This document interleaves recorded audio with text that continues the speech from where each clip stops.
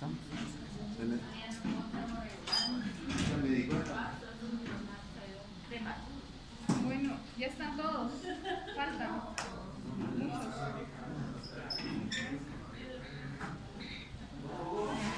Bueno, saquen su hoja.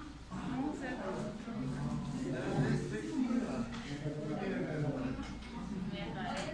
Esto es cartela, ¿no?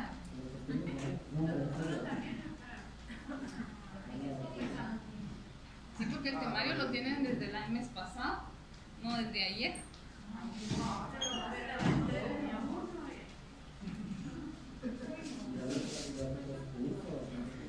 Bueno, la número 1,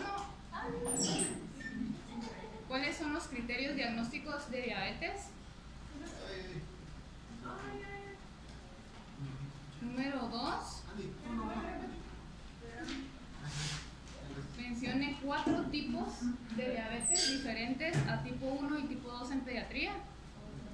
¿Cómo es? Menciona 4 tipos de diabetes en pediatría diferentes a tipo 1 y tipo 2. Criterios diagnósticos de De diabetes. ¿Y la 2? 4 tipos de diabetes en pediatría diferentes a tipo 1 y tipo 2.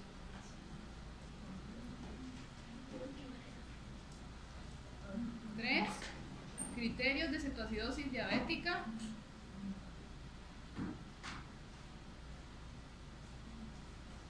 Y 4, hormonas contrarreguladoras de insulina.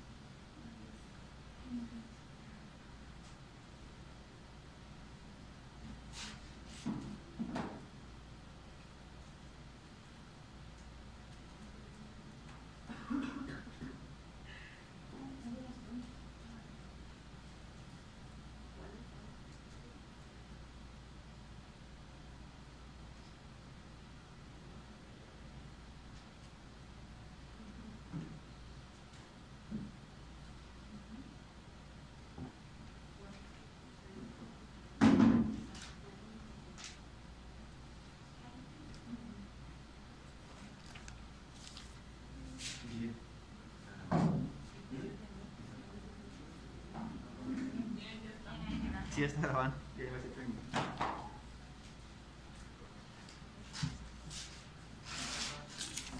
Bueno, listo, ya. Tiempo.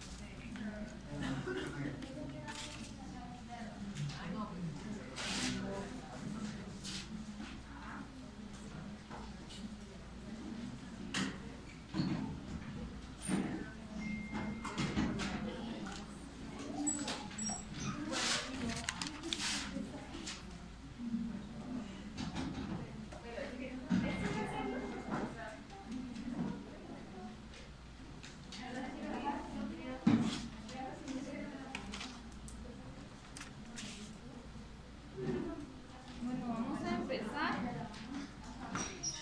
Entonces, ¿cómo definimos diabetes mellitus tipo 1? Es como una sobreproducción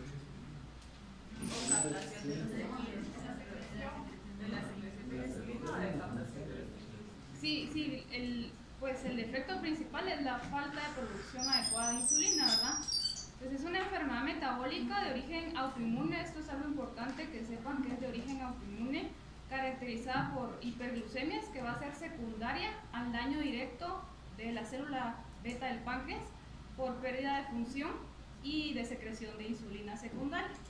Esto va a ser por destrucción selectiva justamente de las células beta, que es mediada por las células T autorreactivas, que al final es por la autoinmunidad. La diabetes tipo 1 corresponde solo un 5 al 10% de todos los casos de diabetes a nivel mundial. Si se dan cuenta, es un porcentaje muy bajo en comparación, por ejemplo, a diabetes tipo 2, y por eso es que muchas veces suele haber como desconocimiento de diabetes tipo 1, porque como que la gente lo que tiene conocimiento es tipo 2, ¿no? Pero aquí el defecto no es igual a la diabetes tipo 2, sino que es por daño directo en las células beta. Entonces, en cuanto hablando un poco de prevalencia, realmente, como les mencionaba, es muy poco el porcentaje de casos de diabetes tipo 1 en comparación a tipo 2. De hecho, a nivel mundial, bueno, también ya contando pues adultos, que es donde es más frecuente la tipo 2, hay alrededor, reportados hasta el año antepasado, 2019, alrededor de 460 millones de pacientes, de personas que viven con diabetes a nivel mundial. Y de eso se estima que solo alrededor de 1 millón, entre 1 y 2 millones, son de diabetes tipo 1 en menores de 19 años. De hecho, ahí podemos ver como los porcentajes estimados, bueno, los totales estimados, y justamente ese año, en el 2019, la ALAD, que es la Asociación Latinoamericana de Diabetes, sacó también como una publicación en cuanto a prevalencias, y en este estimaba que acá en Guatemala había alrededor de 4 o 5 mil pacientes con diabetes tipo 1 menores de edad. Pero sin embargo, pues saben, como todo acá en Guatemala no son datos reales, lastimosamente no hay una estadística real y confiable a nivel nacional que nos diga cuántas personas viven actualmente con diabetes tipo 1 menores de edad. Se estima que hay hasta alrededor de un 40% de su registro, que es bastante alto, ¿verdad? Entonces diríamos que tal vez es bastante significativo la cifra mayor a esta que reportan, ¿verdad? Si lo dividimos por regiones, de hecho en Europa, ciertas áreas de Europa, ciertos países tienen más predisposición probablemente por la etnia, que es la barra azul que vemos. Nosotros ahorita en Latinoamérica nos engloban la Federación Internacional de Diabetes en esta que se ve como celeste, que es la región de Centro y Suramérica, que es la que se conoce como SACA, y se estima que alrededor de 10% de todos los casos de diabetes a nivel mundial son justamente de esta área, menores a 14 años. Y que cada año van en incremento los casos de diabetes tipo 1, se estima que alrededor de un 3% anual se van diagnosticando, ¿verdad? Pero van saliendo también ciertos pacientes de esa cifra de prevalencia porque pues, se vuelven mayores de edad. En cuanto a los tipos de diabetes, básicamente podemos clasificar la diabetes en 4 tipos: tipo 1, tipo 2, otros tipos de diabetes y diabetes gestacional. La diabetes gestacional sale un poco de nuestro rango de edad pediátrica, ¿verdad? Aunque no quita pues un adolescente que se embarace y podría ser. Pero generalmente vemos tipo 1, más frecuente en pediatría, luego tipo 2 y hay otros tipos de diabetes, ¿verdad? Como, a ver, ¿cuáles pusieron? La asociada a fibrosis quística, Ajá. la neonatal, la de la... Es la fármacos, la monogénica que se divide en la primaria y las que son de tipo 1. Sí, y si se dan cuenta son bastantes, no sé, espero que se logre ver bien y si no está en uno de los documentos que se les envió, pues están después de la tipo 2, tal vez la siguiente en frecuencia son las monogénicas, que son las MODI y las neonatales, y después de eso las secundarias a medicamentos, que eso tal vez han visto ustedes más, que son secundarias por ejemplo a uso de glucocorticoides, también a uso de otros medicamentos como tacrolimus por ejemplo, o otros que usan en oncología. Aquí no se ve tanto, ¿verdad? Tal vez más en la UNO. Y también pues defectos genéticos específicos, otros asociados a síndromes y también de hecho a ciertas patologías endocrinas, ¿verdad? Por la misma autoinmunidad. Entonces, en cuanto a qué causa la diabetes tipo 1, sabemos que es una enfermedad que no es prevenible, que muchas veces de hecho hay varios factores de riesgo implicados y que muchas veces se queda sin conocer, ¿verdad?, cuál fue la etiología del caso, más porque tal vez en países como el nuestro no podemos hacer como mucho estudio genético todavía, pero bueno, se ha asociado bastante pues la presencia de genes polimórficos como los del complejo mayor de histocompatibilidad y antígeno leucocitario humano. ¿Qué quiere decir? Que un gen sea polimórfico, que va a tener probablemente un cambio mínimo en una base de ADN que va a hacer que cambie la composición de tal vez un segmento o una secuencia de ese ADN en un cromosoma específico, que no va a llevar a una pérdida de función como tal de una proteína, que ya sería una mutación, pero sí va a disminuir la función de esa proteína, y eso puede hacer que tengamos una predisposición desde inútero, ¿verdad?, prácticamente, y que conforme vayan creciendo estos niños en la edad pediátrica, si están expuestos a ciertos factores ambientales, van a tener esa predisposición para desarrollar diabetes tipo 1. Como pueda que esa predisposición siempre la tengan y lo desarrollen hasta una edad adulta, ¿verdad? Que de hecho pasa mucho. También la diabetes tipo 1 se diagnostica en adultos, muchas veces pues tal vez se van también por tipo 2 o por otro tipo como MODI, pero sí existe diabetes tipo 1 de debut en la adultez. Otros genes implicados son estos 4 que les pongo acá. Y también es importante que sepan que en gemelos es mucho más frecuente el desarrollo de diabetes tipo 1, ¿verdad? Por la producción de anticuerpos vamos a estar más susceptibles de ellos, ¿verdad? En alrededor del 50% de los casos, que esa susceptibilidad, como les decía, va a persistir de por vida. Entonces, aparte de estos genes que son como polimórficos, sí hay unos que son asociados directamente a mutaciones en el gen, como el gen aire, que es uno de los principales que nos suele causar una poliendocrinopatía, que al final es como bueno, no sé si lo han escuchado, pero es un síndrome polilateral autoinmune que causa varias autoinmunidades asociadas, que es muy frecuente, es de hecho el más frecuente en cuanto a mutaciones genéticas en pediatría, el síndrome polilateral autoinmune tipo 1, que asocia diabetes tipo 1. Entonces, si no tenemos directamente la predisposición de una mutación, todos estos genes polimórficos que les decía, si estamos expuestos a muchos factores ambientales, desde procesos infecciosos, porque hay ciertos virus que se han sido asociados, el tabaquismo en la madre, la alimentación de hecho durante el embarazo, durante los primeros años de vida, ciertos otros factores como disruptores químicos en los que pueden estar expuestos durante el embarazo, o algún otro evento aleatorio, va a hacer de que vaya sumando puntos para desencadenar esa autoinmunidad. Y esa autoinmunidad va a iniciar desde varias semanas o meses o hasta años antes al diagnóstico. Existen varios tipos de anticuerpos contra el páncreas, pero estos son los 5 principales que podemos encontrar. De hecho, estos primeros 2 que les pongo ahí, anticuerpos contra el ácido glutámico descarboxilasa y citoplasmáticos de las células de los islotes, esos son como los más frecuentes o más prevalentes. Se estima que alrededor del 60-70% de los casos de diabetes tipo 1 va a tener al menos uno de estos anticuerpos, y solo un 5%, alrededor de un 5% va a tener ambos negativos. Entonces, de hecho, son como los que más se suelen medir. Acá en el hospital, por si no lo sabían, justamente esos son los 2 que se miden, teniendo en cuenta de que pues, son los más prevalentes, ¿no? En los siguientes 15 años, después de que haya presencia de anticuerpos, se estima que alrededor de un 10% de individuos que tengan un solo anticuerpo positivo va a desarrollar diabetes tipo 1. Y si tenemos 2 anticuerpos positivos, nuestro riesgo de desarrollar diabetes en los siguientes 15 años va a ser del 90%. Y todo esto va a depender qué tan pronto o qué tan tarde vaya a ser el debut, va a depender de los factores ambientales que mencionamos. Entonces, ya hablamos de la predisposición genética, desde genes que sí haya mutación o haya polimorfismos, pero también hay otro factor de riesgo o detonante importante, que es la masa directa de las células beta pancreáticas.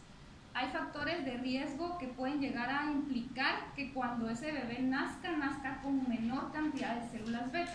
Uno de esos muy importantes es la restricción del crecimiento intrauterino. Todo bebé con restricción de crecimiento intrauterino va a estar expuesto a varias situaciones de estrés sin útero, que va a hacer que ellos agarren como algo que se llama un fenotipo ahorrador, que ahorren pues energía y sustrato para órganos vitales, y el páncreas, lastimosamente, el cuerpo no lo considera como uno de ellos, y ellos llegan a nacer con cierta disminución en ese total de células beta pancreáticas funcionales, que muchas veces ya no llega a completarse. Entonces ellos de por sí van a tener menor cantidad de células beta y van a tener otro factor de riesgo para que si en el lapso posterior de la edad pediátrica está expuesto a otros factores ambientales, pues desarrollen diabetes tipo 1.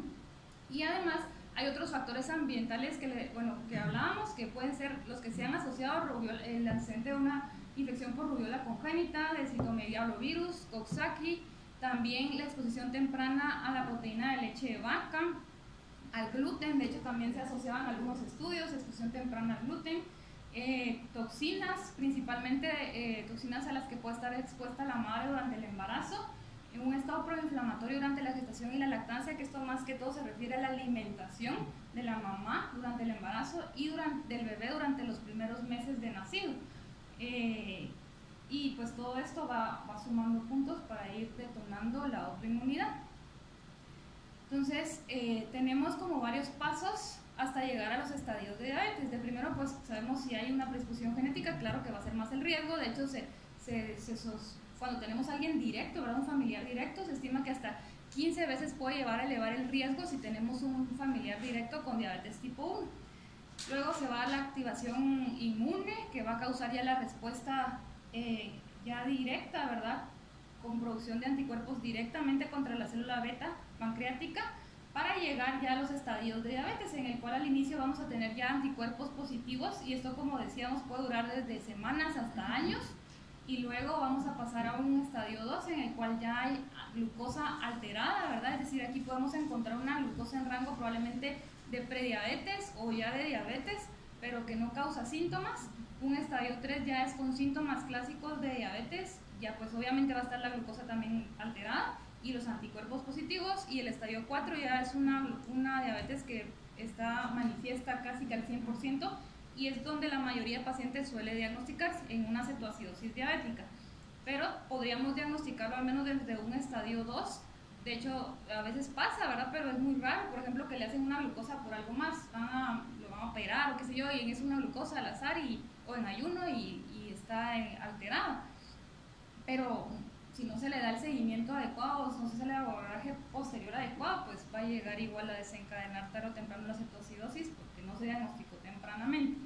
Y digo, a pesar de que tenemos un antecedente directo, si tenemos un antecedente directo de diabetes tipo 1, tenemos más riesgo.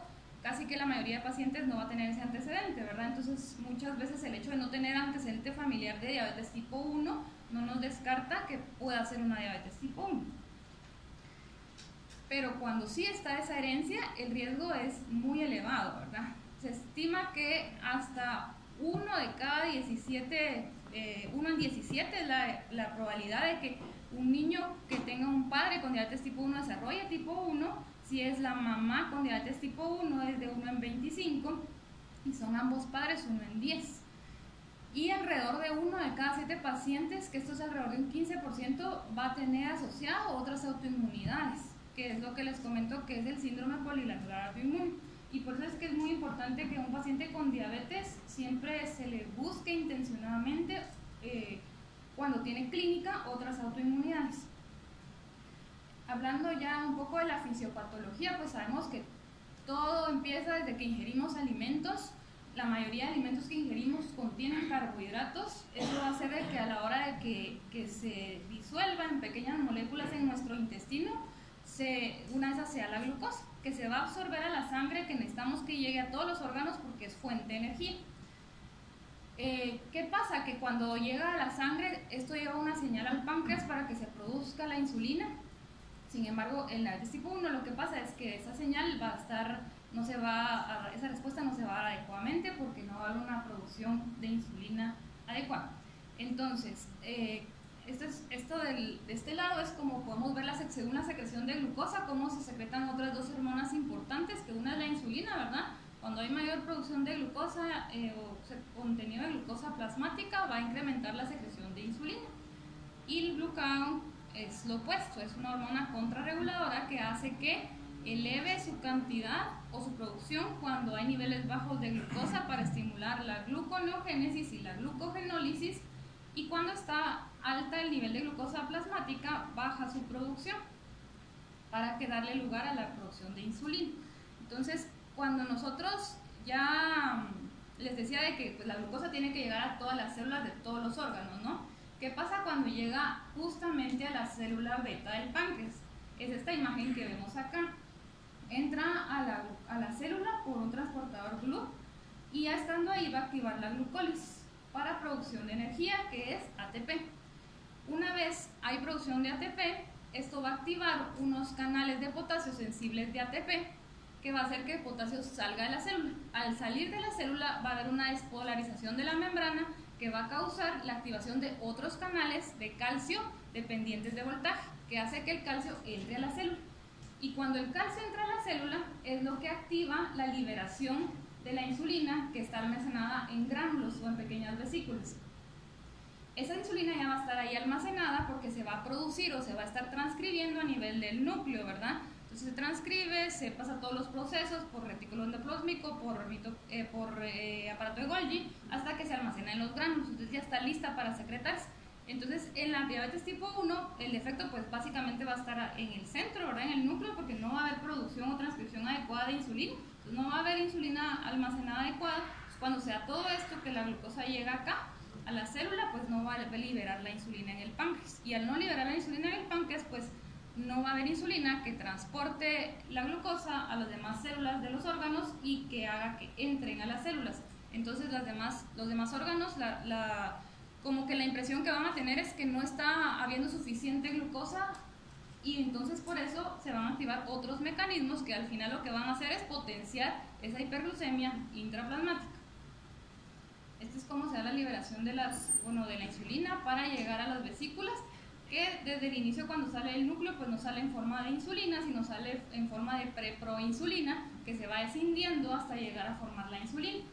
Uno de esos pequeños segmentos es el péptido C, y por eso es que nosotros medimos péptido C. Más que todo se puede medir al diagnóstico o cuando tenemos alguna duda de si es tipo 1 o tipo 2, porque en la diabetes tipo 1 generalmente el péptido C va a estar muy bajito porque no va a haber producción pues desde el primer paso, ¿verdad? De preproinsulina. Entonces no va a haber producción tampoco de péptido C, que es una herramienta de apoyo diagnóstica que nos sirve bastante.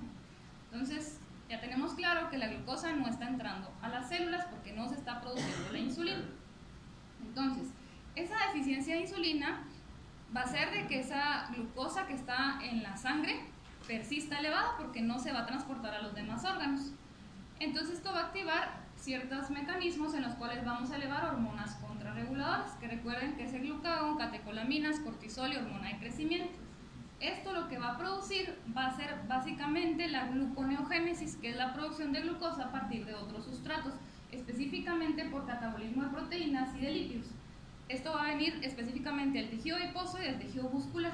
Entonces van a empezar a catabolizarse las proteínas y los lípidos hasta formar aminoácidos y ácidos grasos libres, los cuales se van a transportar a la sangre y principalmente a nivel hepático. Una vez en el hepatocito van a activar pues la formación de glucosa para que a partir de ahí se forme energía, que va a ser el piruvato, y entre todo esto a la cadena del ciclo de Krebs. Se da esto para formar pues al final cuerpos cetónicos, ¿verdad? Cetoácidos, que se va a dar específicamente en la mitocondria del hepatocito, y esto va a liberar los cetoácidos después a la circulación. Además de eso, en el hígado, aparte de gluconeogénesis, se va a activar la glucogenólisis, es decir, que vamos a empezar a catabolizar glucógeno, que son reservas para poder producir glucosa en cuanto sea necesario. Entonces se cataboliza el glucógeno y al final también al catabolizarse lo que va a elevar más va a ser acetilcoenzima A, que la acetilcoenzima A ya se produjo del catabolismo de proteínas, del catabolismo de lípidos y ahora del catabolismo de glucógeno. Todo este exceso de acetilcoenzima A va a favorecer la producción de los cuerpos cetónicos, y además cuando pasa a la sangre va a favorecer también otros cambios que van de la mano, que es desde activación de estados proinflamatorios, de citoquinas inflamatorias, principalmente interleucina 6, factor de necrosis tumoral alfa. También va a llegar, por ejemplo, los cuerpos cetónicos van a llegar a los pulmones, donde van a activar la respiración de Kussmaul, va a llegar a los riñones, donde va a activar la diuresis osmótica, va a empezar a ver cetonuria, glucosuria, poliuria, polidipsia tratando de compensar esa poliuria, y así a todos los órganos, ¿verdad? En la sangre específicamente, además, se va a empezar a dar por elevación de esos cetoácidos y sus hidrogeniones van a llevar a la acidosis metabólica, ¿sí? Y además va a haber reducción también del óxido nítrico. Esto va a ir de la mano del incremento de las citoquinas inflamatorias, que va a llevar a que tengamos justamente en diabetes ya en estados más avanzados una disfunción endotelial, y por eso es que estos pacientes no, de hecho, si ya leyeron la guía de cetoacidosis, por eso es que no se recomienda de hecho de inicio poner catéter o gases arteriales, o más adelante pues igual estar tomando gases arteriales, ¿verdad? Predispone mucho a trombos. El año pasado de hecho una niña con trombos, no sé si alguien estuvo en el intensivo cuando ella estuvo hospitalizada. Y bueno, al final todo esto nos va a llevar básicamente a la cetoacidosis diabética, ¿no? ¿Cuáles son los síntomas principales de diabetes? Poliuria, polidipsia y pérdida de peso son los principales. De ahí puede haber también polifagia o pérdida de apetito, y claro, otros como irritabilidad, dolor de estómago, debilidad, fatiga, que pueden acompañar las manifestaciones iniciales. Los criterios diagnósticos son estos. A ver, ¿quién me los dice? Es una glucosa basal mayor a 200 con sintomatología clínica, una glucosa preprandial mayor o igual a 126, una glucosa postprandial mayor o igual a 200, y una hemoglobina glucosilada mayor a 5,5. Sí, esos cuatro básicamente son los criterios de diabetes, ¿verdad? A todas las edades. Es decir, que no porque sea, no sé, tenga 2 años, no podamos usar esos criterios. Ahora la postprandial es importante mencionar que realmente lo que recomiendan específicamente es hacerlo posterior a una carga de glucosamida, a 1.75 gramos por kilo de peso, con un máximo de 75 gramos, que es lo que ya se utiliza en adultos, y sí, pues mayor a 200 sería un criterio, ¿verdad? Doctora, ¿y eso es para adultos también? También son los mismos criterios para edad pediátrica y adultos. Y de hecho esto está actualizado en el 2021, siguen siendo los mismos criterios, ¿no? De hecho en los laboratorios, cuando ustedes ven tal vez una glucosa en el rango que sale a la par, a a veces dice el rango normal hasta 110, por ejemplo, y algunos hasta 115. Eso de, por ejemplo, hasta el año alrededor del 2005 fue cuando la Asociación Americana de Diabetes cambió ese rango de 110 a 100, bajó, digamos, en ayuno. Pero imagínense, eso hace 16 años y todavía sigue saliendo y hay gente que toma ese criterio. Entonces, eso es solo un dato. Aparte de eso, pues tenemos un rango como intermedio, que es lo que se conoce como prediabetes. La prediabetes sí existe, no es una enfermedad, solo es básicamente un concepto en el cual nosotros englobamos o encasillamos a todo ese rango de glucosa que no entra en diagnóstico de diabetes o en criterio de diabetes y no está normal tampoco. Entonces, este cuadrito son como los rangos, ¿verdad? Entonces, lo normal es que la glucosa en ayuno esté menor a 100, con un ayuno mínimo de 8 horas, como habíamos mencionado, glucosa post-carga menor a 140 y una hemoglobina glicosilada menor a 5.7. Un rango intermedio entre 100 y 125 sería prediabetes, un rango de post-carga entre 140 y 199 también sería prediabetes y una hemoglobina glicosilada entre 5.7 y 6.4. Para hacer diagnóstico, el único por sí solo de estos que hace diagnóstico es el de síntomas clásicos más glucosa al azar, ¿sí? Si no tenemos síntomas o no son de los clásicos, es decir, son muy inespecíficos, por ejemplo, si solo tiene dolor de estómago y tal vez tiene más decaimiento, pero no tiene los principales que son básicamente poliuria, polipsia y pérdida de peso, entonces lo que hacemos es que mejor repetimos otra prueba, ¿verdad? En ausencia de síntomas clásicos, entonces al menos 2 pruebas tenemos que tener alteradas para poder hacer diagnóstico. Y primero, por ejemplo, si les llega alguien con una glucosa en ayuno en 130, pero al preguntar el ayuno fue menor a las 8 horas, entonces igual ahí no sería una prueba confiable, hay que repetirla con un ayuno adecuado. Y la prueba estándar es la prueba de tolerancia oral a la glucosa, porque en esta de hecho hasta medimos 2 parámetros, que es la glucosa en ayuno y la glucosa postcarga. La hemoglobina glicosilada para hacer diagnóstico, claro que se puede utilizar, pero en general es menos sensible, ¿verdad? Mucho también porque en qué laboratorio se realice, que no todos usan las técnicas de medición para hemoglobina glicosilada recomendadas por las guías, y además de eso tiene ciertos sesgos, por ejemplo en pacientes embarazadas, pacientes con VIH, pacientes renales, estadio terminal con hemodiálisis que usan eritropoyetina, algunas otras anemias o anemias de células falciformes, deficiencia de hierro, de glucosa 6-fosfato deshidrogenasa. Todos estos casos puede haber una como sesgo en la interpretación de la hemoglobina glicosilada, entonces no saber más si tenemos alguno de estos factores, pues no tomarlo como un criterio de diagnóstico. Posterior pues a que hicimos el diagnóstico e inicia el tratamiento y todo, pues hay que saber que casi que siempre posterior a ese diagnóstico vamos a tener algo que se conoce como periodo de luna de miel. El periodo de luna de miel se da en la gran mayoría de pacientes debutantes de diabetes tipo 1, en la cual se restablece parcialmente la función de estos islotes pancreáticos. Lo que termina de hacer el páncreas es terminar de utilizar probablemente esa pequeña reserva que le quedó en las vesículas, empieza a terminar de liberarlo o a producir lo último que le quedaba, lo que tenía para producir.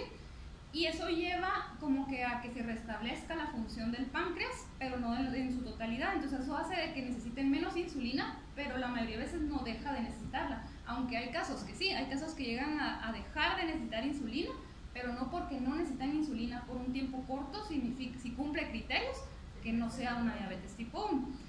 Entonces se conoce como justamente periodo de luna de miel o revisión espontánea, y esto básicamente son 2 criterios los que vamos a tomar: que haya un requerimiento de insulina menor a 0.5 unidades por kilo día y que tenga una hemoglobina glicosilada menor a 7. Y como les decía, se presenta hasta el 80% de pacientes al debut, puede durar hasta meses, de hecho hasta años, como el máximo es alrededor de 2 años. Fuera de eso, pues si persiste más allá de ese tiempo, habría que replantearse el diagnóstico o ver si se completaron las pruebas adecuadas, ¿verdad? Porque bien pudiera ser una MODY o una neonatal, ¿verdad? Que por eso es que no están necesitando tampoco tanta insulina.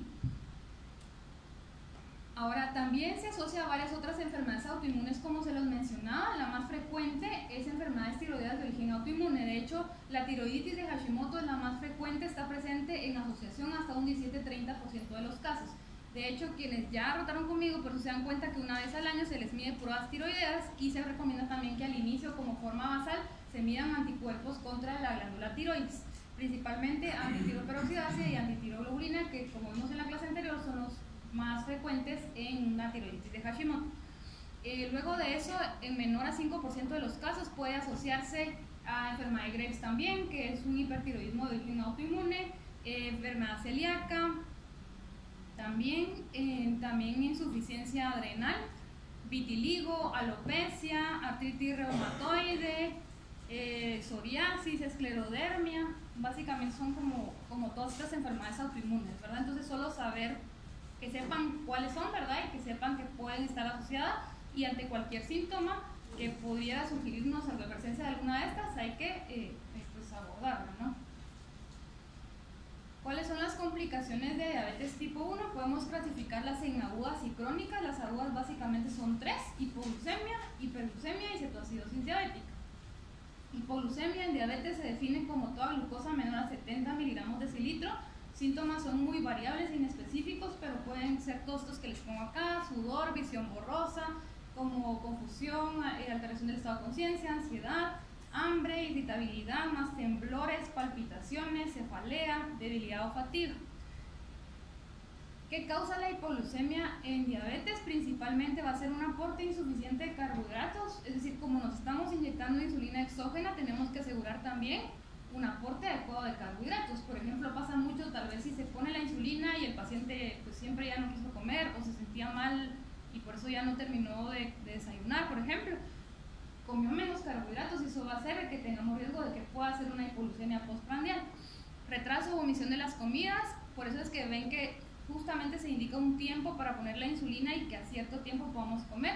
Si se pone la insulina rápida y tal vez no come, o se pone a jugar el niño y a la hora tal vez se recuerda que tenía que comer o el papá le dice, entonces ese retraso en la comida puede causar una hipoglucemia porque yo ya me puse insulina y no tengo aporte de carbohidratos en el organismo. Horas de sueño prolongadas, esto específicamente, por ejemplo, niños que se duermen y se levantan muy tarde al otro día. Por ejemplo, que un niño se esté levantando tal vez a mediodía al otro día, eso hace que tengamos más horas de ayuno y más horas sin ingesta de carbohidratos, y eso puede tener riesgo de una hipoglucemia porque igual tenemos, recuérdense, insulina como de acción basal en nuestro organismo. Una dosis excesiva de insulina o un error en la administración, si a la hora de administrarse se puso más dosis de la que tenía que ponerse o de la que necesitaba. Ejercicio excesivo, esto es básicamente tal vez cuando no están acostumbrados a hacer un ejercicio así extenuante. Si de la nada tal vez es un niño sedentario, pero se lo llevan un fin de semana a un parque de diversiones y está corre, él no está acostumbrado a ese ejercicio, eso puede generar una hipoglucemia. Ingesta de alcohol, específicamente en adolescentes, y pues toda hipoglucemia, toda glucosa menor a 70 la tenemos que corregir, porque si la dejamos en hipoglucemia el riesgo es que eventualmente pueda llegar a una convulsión, que es la complicación más grave de una hipoglucemia. ¿Cómo la corregimos? Dando 10 a 15 gramos de carbohidratos. También hay una regla que se recomienda, que puede ser una dosis calculada de 0.3 gramos por kilo, porque en pediatría pues es muy variable, ¿verdad? Generalmente se recomienda por eso que los menores a 30 kilos se use 10 gramos, o de hecho hasta menos suelen necesitar. Y se checa la glucosa nuevamente unos 10 a 15 minutos después para ver si ya corrigió esa hipoglucemia. Otra opción es el glucagón, que ese pues no hay disponible en el hospital y fuera está difícil conseguirlo, o sea sí se consigue, pero hay que mandarlo a traer fuera del país. Pero si se tiene la disponibilidad, una dosis intramuscular o subcutánea de 1 miligramo cuando son mayores de 25 kilos o de 0.5 cuando son menores, y esto va a hacer de que va a ser como más rápido de hecho para recuperar esa hipoglucemia. Se recomienda usarlo más cuando son hipoglucemias severas. ¿Cómo definimos una hipoglucemia severa en pediatría y en diabetes? Menor a 54 miligramos de decilitro y que tenga síntomas, básicamente que haya como alteración del estado de conciencia o somnolencia. Para esto sí sería idealmente un manejo hospitalario en el cual administramos 2 a 3 ml por kilo de dextrosa al 10% intravenoso para poder recuperar el estado de conciencia. ¿Qué es lo que esperamos? Es que con corregir una hipoglucemia elevemos alrededor de entre 50 y 70 miligramos de decilitro la glucosa. Es decir, que de cualquiera de estas tres formas que lo hiciéramos, ya sea consumiendo 15 gramos de carbohidratos PO o poniendo el glucagón o la dosis de 2 a 3 ml por kilo, lo que esperamos es que eleve más o menos en ese rango la glucosa. Por eso es que tampoco es recomendado, y muchas veces pasa que los pacientes vienen y están bajos y se toman un jugo y se comen un dulce y se comen un chocolate. O sea, eso excede la cantidad probablemente de carbohidratos y después se van a ir a una hiperglucemia. Por ejemplo, estos ejemplos que le pongo acá en las imágenes, estos son justamente 15 gramos de carbohidratos. una manzana tiene 15 gramos de carbohidratos, una rebanada de pan tiene 15 gramos de carbohidratos y la mitad de un jugo de cajita de los promedios de 200 ml, es decir, alrededor de 100 ml, tiene 15 gramos de carbohidratos. Si tuviéramos las tres opciones a la mano, ¿con cuál vamos a elegir corregir? De preferencia con el jugo. ¿Por qué? Porque es un carbohidrato simple que más fácil se va a absorber a la sangre. Si comemos una manzana o un pan, que no está mal, probablemente en una hipoglucemia leve, pero si es moderada, severa, de preferencia carbohidrato simple, porque sí se va a retrasar más la absorción de una manzana, por ejemplo, porque lleva fibra. Entonces va a tardar más en absorberse del estómago o del intestino a la sangre. Una hiperglucemia va a ser toda glucosa que esté mayor o igual a 200 miligramos decilitro en diabetes. Puede llegar a causar síntomas como los que vemos en cetoacidosis también, ¿verdad? O al debut, como más sed, más necesidad de orinar, tanto en el día como también que se levanten en la noche a orinar o que se orinen en enuresis o nicturia, debilidad, fatiga, y esto puede ser por muchos factores. De hecho, es como lo más frecuente y suelen haber más factores asociados.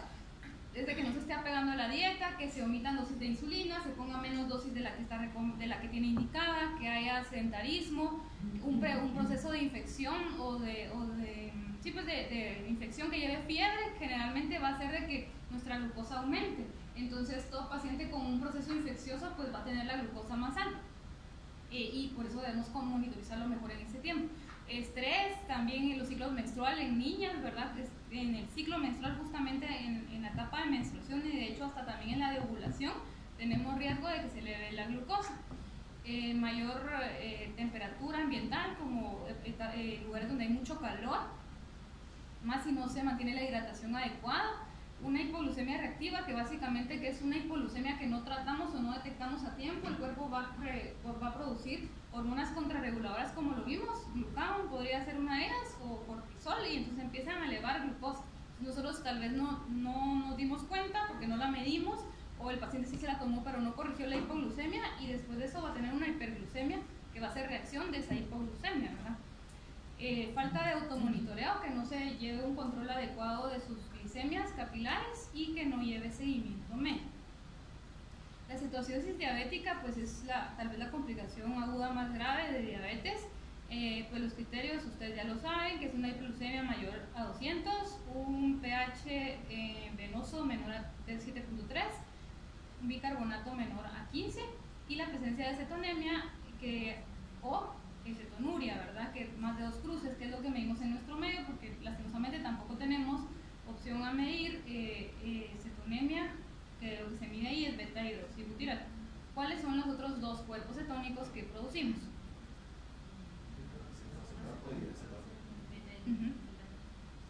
¿Y cuál es el que está presente en la orina? Bueno, y la severidad de la diabetes va a depender mucho también del pronóstico y de cuánto tiempo vamos a tardar en resolverlo, ¿verdad? Ya sabemos que si es leve va a estar menor a 7.3 y menor a 15, si es moderada menor a 7.2 y menor a 10, y severa menor a 7.10 y menor a 5. Al final, pues nuestras metas de tratamiento va a ser corregir la acidosis, revertir la cetosis, esto es en sangre, ojo, no en orina, y por eso no vale estar siguiendo con orinas para ver si tenemos cetonuria, corregir la deshidratación, restablecer el nivel de glucosa, ¿verdad? Lo más cercano al rango normal, y evitar complicaciones de cetoacidosis, y para todo eso tenemos hasta 48 horas para corrección. 70% de los casos de cetoacidosis son al debut, y es por lo que les decía que generalmente se retrasa el diagnóstico, ¿verdad? Porque muchas veces, de hecho, estos niños pueden llegar a consultar por síntomas, pero los tratan antes como gastroenteritis, como infecciones respiratorias, como de hecho hace poco una niña llegó a un hospital llegó con respiración de Kussmaul, y lo que hicieron fue empezar a tratarla como asmática, y pulmonarmente, yo no la escuché pues, pero supongo que no se escuchaba mal. La empezaron a tratar como asmática, pasaron ahí pasándole cargas, que esteroide, que esto y lo otro. Como a las 4 horas de que la niña seguía igual o iba peor, le hablaron a un intensivista, y ya ahí el intensivista pidió una gasometría y era una cetoacidosis diabética. Complicaciones crónicas se dan a largo plazo después del mal control metabólico. Se pueden dividir en microvasculares, macrovasculares y no vasculares. Las microvasculares son las que son tal vez como más a las que más miedo tal vez les tenemos, ¿verdad? Que son nefropatía, retinopatía y neuropatía, las principales. Las macrovasculares, hipertensión y dislipidemia, que son de las más frecuentes, y no vasculares, puede haber talla baja y pubertad retrasada en ellos cuando hay mal control, ¿verdad? Recuerden que toda complicación crónica va a ser derivada del mal control. Si el paciente está bien controlado, no tendría por qué tener ninguna complicación crónica ni a corto ni a largo plazo. El inicio del seguimiento se inicia alrededor de 5 años, esto es específicamente para las microvasculares. Se inicia 5 años posterior al diagnóstico o cuando se inicie la pubertad. Es decir, no de inicio tenemos que enviar a un niño al oftalmólogo, por ejemplo, a menos que ya esté en edad de pubertad o que ya hayan pasado 5 años de que se diagnosticó o que ya tenga algún otro factor de riesgo, por ejemplo, que ya use lentes o que refiera a molestias visuales, entonces ahí sí los enviamos. Igual que la nefropatía o la neuropatía, ¿verdad? Pues que igual esto se evalúa. La neuropatía se puede evaluar al realizar velocidad de conducción. Esto es como cuando hacemos un electromiograma anual, o si no también se puede hacer con un instrumento en la consulta externa, que básicamente lo que medimos es cómo está la sensibilidad, la vibración, el tacto, ¿verdad? En extremidades distales. Y la nefropatía, viendo excreción de microalbuminuria, que puede ser en 24 horas o una al azar, o sacar un índice de proteína creatinina en orina, una vez al año idealmente también. Las macrovasculares como hipertensión y dislipidemia, pues después se toma la presión siempre en todas las citas, ¿verdad? Y se pide igual un perfil de lípidos al menos una vez al año. La talla baja, pues se va viendo pues la velocidad de crecimiento, cita con cita, cómo va su gráfica de crecimiento. Y pubertad retrasada, que pues eso ya sería de igual cuando llegue a esa etapa, a ver si se están dando los cambios que deben hacerse, que deben de darse. Entonces, desde hace varios años, de hecho, existen estos dos estudios que son de los más grandes y más completos en diabetes tipo 1. Está este que es el DCCT, que básicamente lo que hizo fue comparar tratamiento convencional con tratamiento intensivo. ¿A qué nos referimos con tratamiento convencional? Uso de insulina NPH, insulina cristalina, en menor de 3 dosis al día. Como estas se pueden mezclar, entonces hacemos menos piquetes al día. Por ejemplo, un paciente que se ponga insulina NPH con insulina cristalina mezclada solo en desayuno y solo en cena, o se ponga una insulina premezcla, que también pasa a veces, esto sería un tratamiento convencional. ¿A qué nos referimos con un tratamiento intensivo? Uso de insulinas análogos como los que utilizamos acá, insulina glargina, insulina aspar. Entonces sí se ve que a largo plazo eso va a mejorar no solo el nivel de hemoglobina glicosilada, sino además va a disminuir en un porcentaje significativo complicaciones microvasculares a largo plazo. Entonces, este fue un estudio de hecho muy grande, desde 1983 a 1993 la primera fase, y de ahí el estudio de seguimiento para evaluar complicaciones desde 1994 a 2011.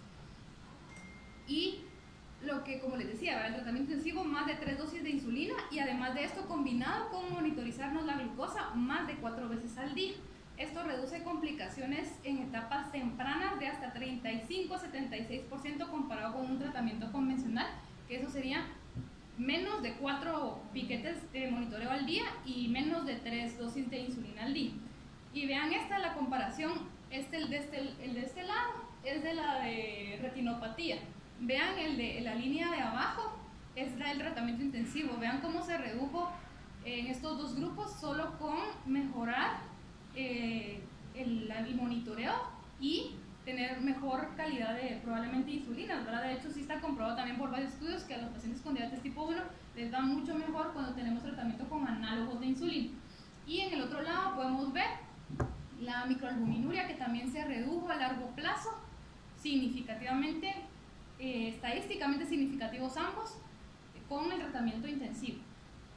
El tratamiento pues básicamente va a ser dieta, ejercicio, insulina y educación en diabetes. Son los 4 pilares básicos de un tratamiento en paciente en una diabetes tipo 1.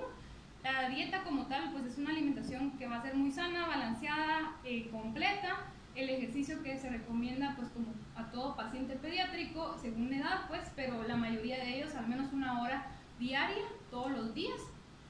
La alimentación debe ser muy balanceada. Sabemos que el porcentaje recomendado es alrededor de 45, 50 gramos de porcentaje de carbohidratos en nuestra alimentación diaria, un 30% de las grasas y un 15 a 20% de proteínas. Esto se debería de dividir pues, en todos los grupos de alimentos para que la alimentación sea muy balanceada, sea muy completa y que incluya pues, de todos los nutrientes, además fibra para que su absorción sea de manera adecuada y que pues así también tengamos no solo carbohidrato o no solo proteína o no solo grasas, porque la proteína y la grasa también de hecho pueden llegar a elevar niveles de glucosa, solo que lo hacen a largo plazo, dependiendo de qué grasa consumamos o qué proteína. Entonces por eso tampoco muchos pacientes como que tienen la idea que lo malo es los carbohidratos y solo grasa, pero eso también va a tener impacto en nuestro nivel de glucosa. Entonces, de hecho, bueno, con los carbohidratos tenemos esto que se llama índice glucémico, que lo que hace o que nos dice es la velocidad con lo que un alimento o un carbohidrato se va a absorber a la sangre y va a tener un impacto en nuestra glucosa plasmática. Entonces, por eso es que muchas veces se prefieren combinar con alimentos bajos en índice glucémico, pero eso no significa que no se puedan comer los alimentos altos en índice glucémico, solo que probablemente hay que balancearlos mejor con otros tipos de carbohidratos o proteínas, o hay que disminuir la porción que vamos a consumir. Nosotros utilizamos 2 insulinas en diabetes tipo 1, ¿por qué? Para hacerlo más similar a la acción del páncreas. El páncreas, como ya vimos al inicio, pues produce siempre una pequeña cantidad de insulina constante o basal, las 24 horas del día, aún no estemos ingiriendo alimentos, aún estemos durmiendo, y además tiene un pico de producción. Cuando eleva la glucosa, se eleva el pico de producción de insulina. Entonces, para asimilar como esta imagen de arriba, por eso es que utilizamos 2 insulinas, porque es lo que se busca, de tratar de parecernos exógenamente lo más parecido al páncreas, para que esto disminuya al final pues complicaciones a largo plazo. Existen varios tipos de insulina, varias vienen en esta imagen y ahí vienen pues como el mecanismo de acción y el tiempo de duración. Esto es importante que lo sepan porque si ponemos una insulina tenemos que saber, por ejemplo, cuánto va a durar en la sangre o cuánto es su pico máximo para poder saber tal vez cuál es la hora en la que va a tener más riesgo de hacer hipoglucemia. Por ejemplo, las insulinas análogos, que son las que generalmente utilizamos en ellos, por ejemplo la Aspar, que es la que tenemos nosotros acá, que es esta de acá, empieza a hacer acción entre 0.15 y 0.35 horas. De hecho, por eso es que se recomienda que al menos esperen 10 a 15 minutos para que empiecen a comer luego de inyectada, porque es como el tiempo en el que va a tardar en absorberse y llegar a la sangre. Luego de eso, su pico máximo va a ser alrededor de 1 a 3 horas, que justamente debería de caer con el pico de hiperglucemia que se va a dar postprandial, que es alrededor de 1 a 2 horas. Y luego de eso, su duración es alrededor de 3 a 5 horas en la sangre, y por eso es que se pone con cada tiempo de comida. De hecho, hay quienes hasta llegan a estar también en las refacciones, ¿sí? Por eso no nos alcanza solo como una inyección al día. La insulina glargina, dentro de las basales que están abajo, vean que su inicio de acción es alrededor de las 2 a 4 horas, y por eso no importa si me la pongo antes del desayuno, o me la pongo después del desayuno, o me la pongo antes de la cena o después de la cena, porque no va a tener un pico de acción.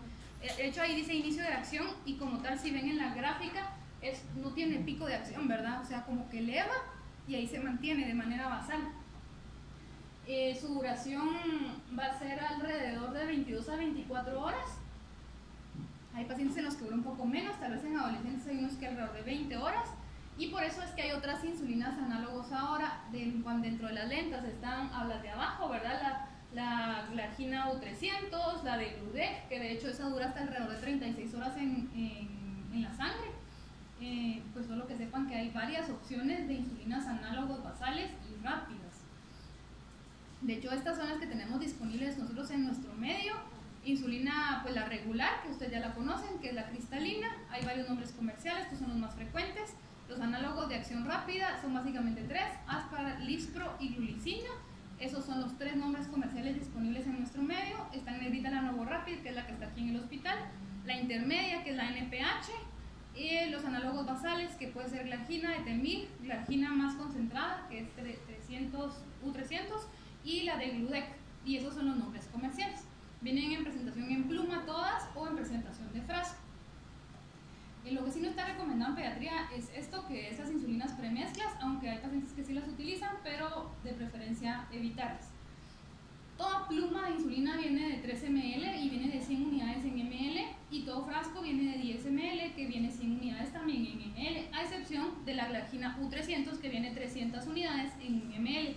Esto también es pues importante que si se pueda lo sepan, porque al final en base a eso ustedes también van a calcular las dosis o cuánto puede durar una pluma. ¿Cómo administramos la insulina? Hay 4 sitios para inyección de insulina, que es alrededor del abdomen, en las piernas, en los brazos y arriba de los glúteos. Hay varias longitudes de plumas de agujas para insulina, dependiendo de la longitud va a depender si necesitamos hacer un pliegue, por ejemplo, o si necesitamos inclinar la aguja.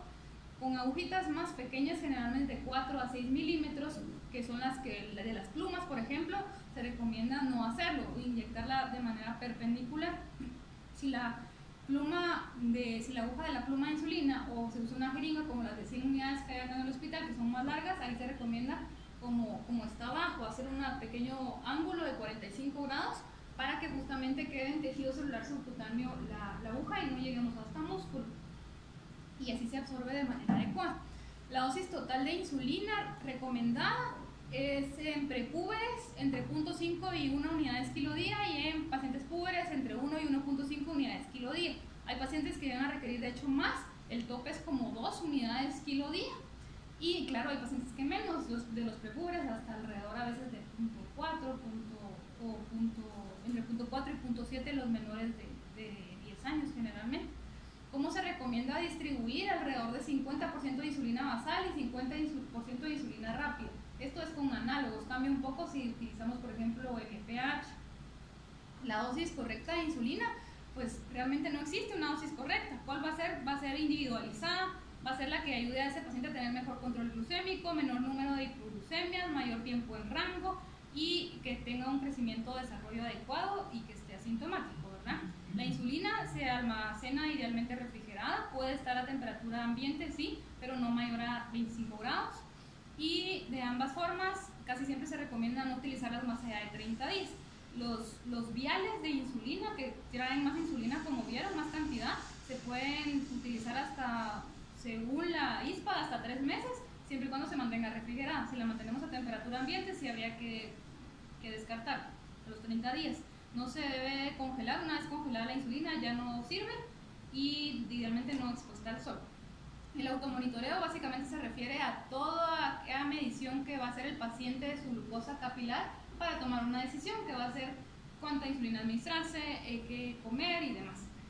Hay varios tiempos en los que se recomienda hacer ese automonitoreo: antes de las comidas, 2 a 3 horas después de las comidas, antes de dormir, en la madrugada, si va a hacer un ejercicio, más si es un ejercicio nuevo, si va a conducir, por ejemplo, un adolescente, si presenta síntomas de hipoglucemia, si presenta síntomas de hiperglucemia o posterior a la corrección de una hipoglucemia. ¿Qué dice la ISPA actualmente? Que al menos se recomiendan 6 mediciones entre 6 y 10, de hecho, se recomiendan mediciones de glucosa capilar al día en diabetes tipo 1 para tener un mejor control, que de hecho se recomienda aumentarlas en periodos de enfermedad, procesos infecciosos o alguna otra situación como por ejemplo ciclo menstrual en las niñas. Estos son nuestros objetivos según las 3 organizaciones principales de diabetes, la NICE, la ISPA y la ADA. En cuanto a los niveles preprandiales, postprandiales y antes de dormir, si se dan cuenta varían un poco, pero en general pues son casi lo mismo, ¿no? ¿En cuáles me baso yo personalmente más? En los de la ISPA, porque es justamente la entidad pediátrica. La ADA y la NICE tanto para niños como para adultos. En diabetes tipo 1, como les decía, se recomienda hasta 6 a 10 mediciones de glucosa capilar al día. La frecuencia con que se mide la glucosa capilar va a ser proporcional al control glucémico. Mientras menos nos midamos, menos control glucémico vamos a tener y más riesgo de complicaciones a largo plazo. El seguimiento con estos pacientes es alrededor de cada 3 a 4 meses idealmente. Idealmente debería implicar varios especialistas, ¿verdad? Aparte del endocrino, un nutricionista, un psicólogo, un educador en diabetes, con hemoglobina glicosilada como mínimo, y siempre ir viendo como todos los demás parámetros que les había mencionado antes, como las complicaciones microvasculares, macrovasculares, las no vasculares, básicamente esto.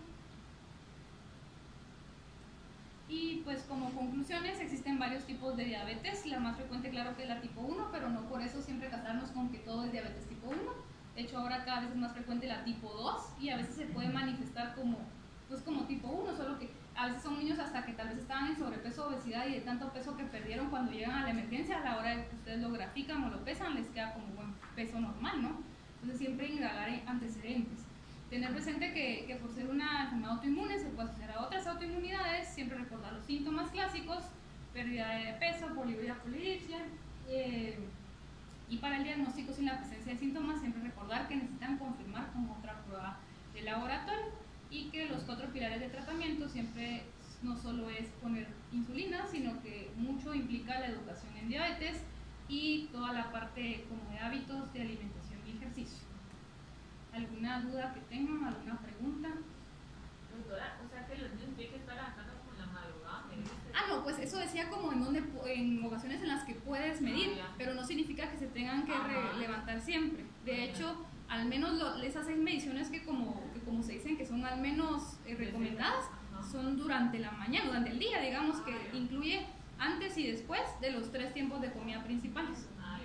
Si checáramos así, pre-desayuno, post-desayuno, pre-almuerzo, post-almuerzo y pre-cena y post-cena, cumplimos 6 y con eso ya obtenemos, la verdad es que bastante parámetro de cómo va en las 24 horas.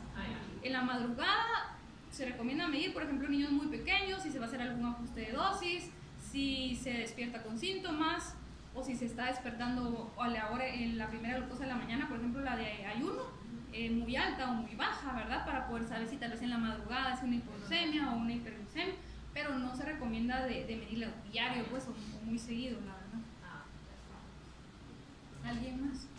Y la insulina NPH y pues, la insulina regular entra en algún momento en el tratamiento. Sí, o sea, digamos que sí se puede, pero si tienes opción a insulinas análogas, siempre va a ser mejor utilizar insulinas análogas. Hay varios pacientes que si no tienen el recurso económico para comprarlas o no tienen una institución que se las dé, o que si su institución lo que les da es NPH y cristalina, pues claro que lo utilizan. Pero la diferencia es que se van a tener que estar, entonces va a ser mucho más seguido. Sí, lo que pasa es que con la NPH la situación es que como si tiene un pico de acción, primero son 2 piquetes al día, ya no solo es uno como la glargina. Y si tiene pico de acción, que eso puede hacer de que si no tenemos una buena dosis o no tenemos un seguimiento adecuado, tengamos más riesgo de hipoglucemias. ¿Algo más? Yo tengo dudas sobre si existe algún tipo de grupo de apoyo diagnóstico, porque como usted decía, la educación en estos niños es básica y cuesta un montón en una sola cita, ¿verdad? Entonces, no sé si usted conoce alguno, ¿verdad? Como para Fíjate que existe uno, de hecho, es de una señora que su hijo es diabético tipo 1, ella es adulto, pero ella como que creó un grupo y de hecho ella es la que como a veces da charlas y todo y apoya en el Día Mundial de la Diabetes con actividades y así. De hecho, la mayoría de pacientes hospitalarios se los referimos a ella porque las actividades y la información y todo.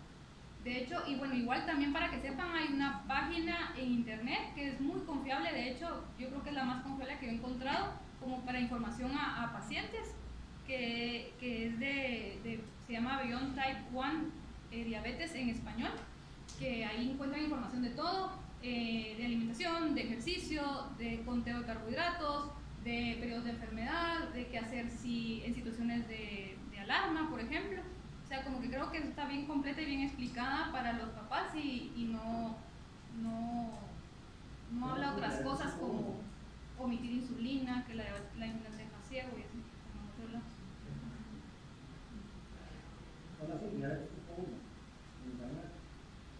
Bueno, la primera, la que yo te decía, el grupo de la señora, te voy a decir cómo se llama.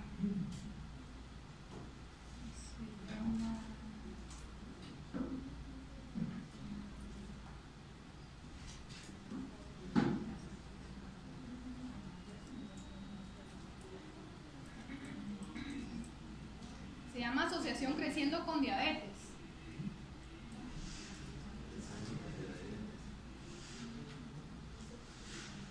Esa es la de acá de Guatemala. De ahí pues también cada endocrinóloga, de hecho la doctora Maya Serrano, que es la endocrinóloga con más pacientes de diabetes tipo 1 a nivel nacional, ella tiene su grupo de pacientes de diabetes tipo 1.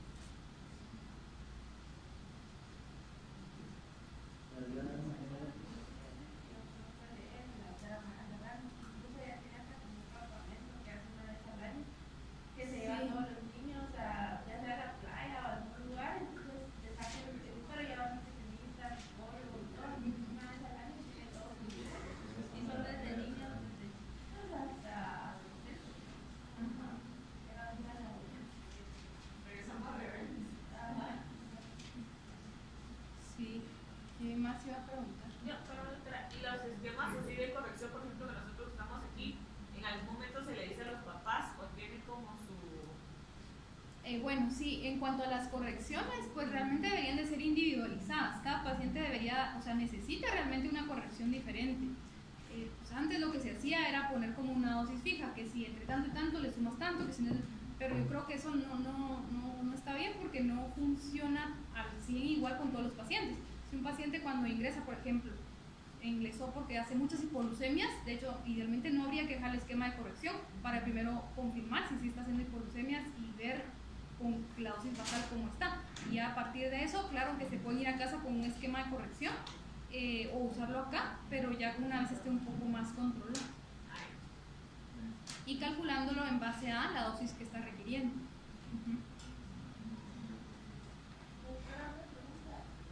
¿Todavía se usa o si está válido? Yo recuerdo que la doctora Serrano lo hace en base a los carbohidratos que comen. Es que eso sería lo ideal. Eso no es un esquema de corrección, eso es un conteo de carbohidratos. Entonces ahí lo que hacen es calcular un factor de sensibilidad de cómo mi cuerpo reacciona, o sea, cuántos miligramos de cilitro de glucosa baja una unidad de insulina, y eso se calcula también en base a la insulina que está requiriendo como de cajón. Y aparte de eso, el paciente debe aprender a contar los carbohidratos. Entonces, si yo en lo que me sirvo van tantos carbohidratos, yo ya sé que entonces si mi sensibilidad es de tanto y mi relación insulina-carbohidratos es de tanto, entonces me tengo que poner tanta dosis de insulina. Eso sería lo ideal, que todo paciente supiera contar carbohidratos y en base al conteo de carbohidratos se ponga su insulina, porque sabemos que es variable la alimentación. Aunque nosotros le digamos, por ejemplo, desayuno, almuerzo y cena, trate de comer saludable, pueda que tal vez en el desayuno y en la cena no ingiera los mismos carbohidratos. Si dejamos una dosis fija, ese es el riesgo de que pueda hacer una hipoglucemia o una hiperglucemia si comí más carbohidratos. Entonces lo ideal sería eso, que todos aprendieran con todo el carbohidratos. Lastimosamente no todos pueden porque la parte no comprende la gente. Cuesta mucho, o sea, ahorita yo creo que se ha dado cuenta Alan y Gladys, cuesta mucho con los papás cuando uno les intenta explicar el conteo de carbohidratos. Parte importante es la educación, ¿verdad? Y ahorita pues empiezas a recorrer, aprender incluso a hacer un Zoom con los niños que ahora todos tienen teléfono, porque no tenemos en el router la unidad como de seguimiento o Zoom, no sé, grabando en YouTube como ahora están haciendo, ¿no? Ajá. Y pues ahí lo pueden ver con manzanitas y con los dedos, cuánto, no sé, una cura, pero... Sí, es una buena idea, de hecho sí sería lo ideal, ¿verdad? Que en algún momento pudiera ser una clínica de diabetes.